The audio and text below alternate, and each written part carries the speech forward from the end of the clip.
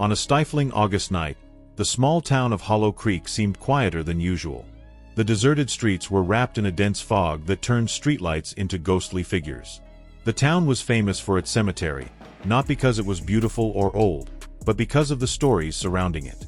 They said that after midnight, one could hear whispers coming from the graves. These weren't just meaningless murmurs. The whispers seemed to call people by name. Claire Donovan was 28 years old and worked as a reporter for a local newspaper. Her last article about a political scandal had caused a stir, and her boss suggested she take a few days to investigate something lighter. But Claire didn't believe in light investigations. When she heard about the Cemetery of Whispers, she knew she had found her next article. She arrived in town at dusk, driving her old car down the road leading to the cemetery. The place was on the outskirts of Hollow Creek, surrounded by a dense forest. As she approached, Claire felt an inexplicable chill, despite the suffocating summer heat. The cemetery gate was a wrought iron structure, rusted and partially covered with vines. A worn sign swung in the wind with the name St. Hallow Cemetery engraved on it. Claire parked her car and grabbed her backpack with a flashlight, a tape recorder, and a notebook. She intended to explore the place before it got completely dark. As she passed through the gate, the sound of her footsteps on the gravel seemed louder than expected. The trees around her whispered in the wind, or so she thought. Ancient and weathered gravestones appeared on either side, some leaning as if the ground was giving up on holding them. As she walked among the tombs, Claire noticed something strange: small red ribbons tied to some of the crosses. She photographed one of them, jotting down in her notebook, "Possible offerings? Local superstition." When she reached the center of the cemetery, she found a stone mausoleum with a heavy, locked door. Something about it felt wrong. There were scratch marks on the stone, as if someone had tried to force their way in. It was then that she heard it. A low sound, almost imperceptible, like a sigh. Claire froze. The sound turned into whispered words that seemed to come from all around her. Claire. Claire. Her blood ran cold. She spun on her heels, pointing the flashlight into every corner, but there was nothing. No sign of movement, only the shadows swaying in the wind. Shivering, she decided it was time to head back to the car. But before she could take a step, the mausoleum door creaked and moved a few inches. Claire never considered herself a fearful person, but something in the cemetery's atmosphere made her feel like she was in a place where she didn't belong. Still, curiosity won out over fear.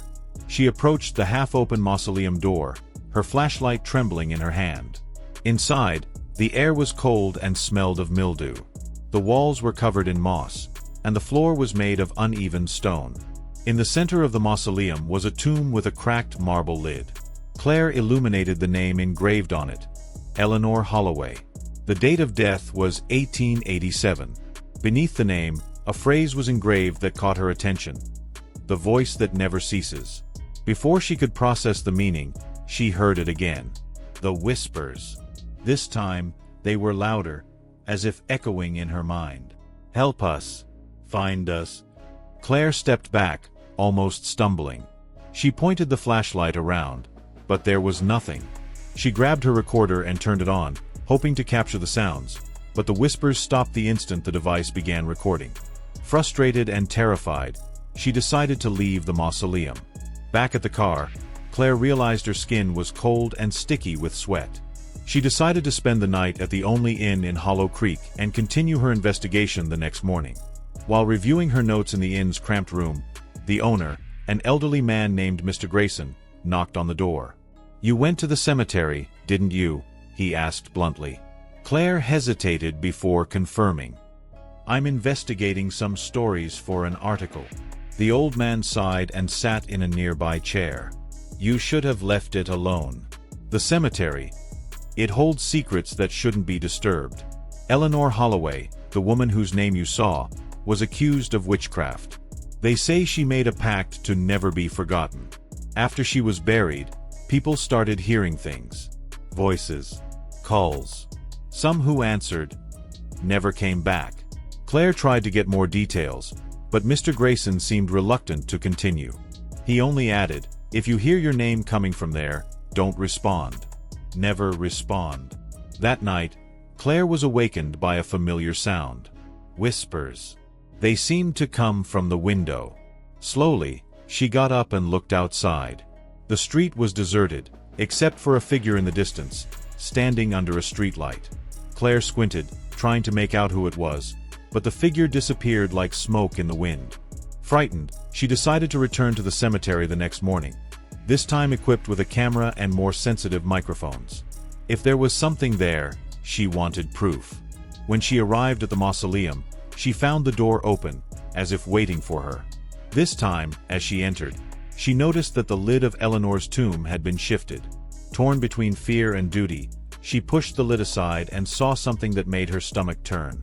Inside the tomb, instead of a body, there was a wooden sculpture of a female figure, with stitched eyes and a mouth open in an eternal scream. Beside the sculpture, a piece of aged paper had a warning written in smeared ink. "She still speaks. You must listen." Suddenly, the mausoleum was filled with whispers. They were deafening, impossible to ignore. Claire covered her ears, but the words seemed to resonate in her head. She ran out, stumbling over the cemetery stones, and nearly fell when she reached the car. But as she drove back to town, she realized the whispers were following her. Back at the inn, Claire tried to organize her notes, but she was in a state of shock. She couldn't stop hearing the whispers. They called her name, repeating it, and every time she tried to ignore them, they grew more persistent. Determined to understand what was happening, she researched the town's records at the local library. She found that Eleanor Holloway had been a healer, but the townspeople of the time believed she practiced black magic. When an epidemic hit Hollow Creek, the locals blamed her and condemned her to the stake. Before she died, Eleanor cursed the town, promising that her name would never be forgotten. Claire also found reports of other people who had heard the whispers. Some had disappeared, while others went mad. All of them had one thing in common. Once the whispers began, they never stopped. That night, Claire decided to confront the whispers. She returned to the cemetery, armed with a flashlight and the piece of paper she found in the tomb. She wanted to end it once and for all. When she reached the mausoleum, she found the altar lit by a supernatural light. The sculpture inside the tomb was standing, as if waiting for her. Claire gripped the paper tightly and began to recite the words written on it. The shadows inside the mausoleum stirred, forming twisted faces and figures that seemed to want to reach her. The whispers turned into screams, a cacophony that made her ears throb. Suddenly, one voice stood out from the others. It was feminine, soft, and yet terrifying. "Do you dare challenge my memory?" Claire responded with a trembling voice. "I want to understand. Why are you doing this?" Eleanor's figure appeared before her, transparent and floating. "They silenced me in death, but I found a way to continue. My name will never be erased. But you could be my heir. Accept my legacy, and the whispers will be yours." Claire hesitated. She knew that accepting would mean perpetuating the curse, but refusing could mean her own destruction. When she finally declined, Eleanor let out a scream that made the entire cemetery tremble. Shadows surrounded her, and everything went dark. When Claire woke up, she was alone in the cemetery. The whispers had ceased, but she knew she would never be free. Her mind was marked, and the voices of Hollow Creek would always follow her, even in silence. And so, the Cemetery of Whispers remained, waiting for its next victim.